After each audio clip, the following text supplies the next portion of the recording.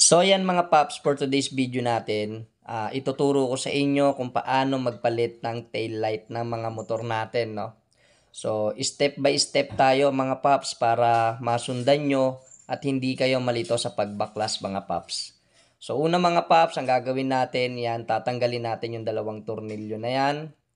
Then after nya mga paps, pag natanggal natin yan, sunod yung kaha na yan. So iaangat lang natin yan mga paps.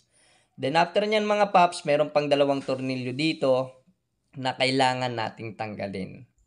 Kasi mga paps, pag hindi natin natanggal to, hindi natin mahuhugot yung tail light nya, no? Para mapalitan natin.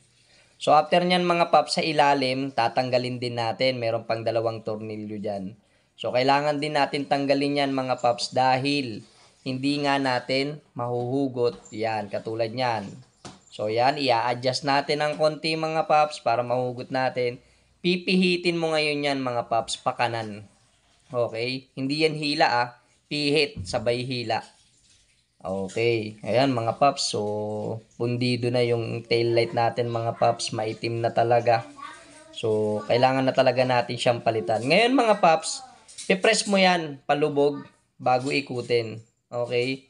So, hindi pwedeng, kailangan ipipress mo muna siya. Ganun din sa pagbalik mga paps. Ganun din sa pagpalit.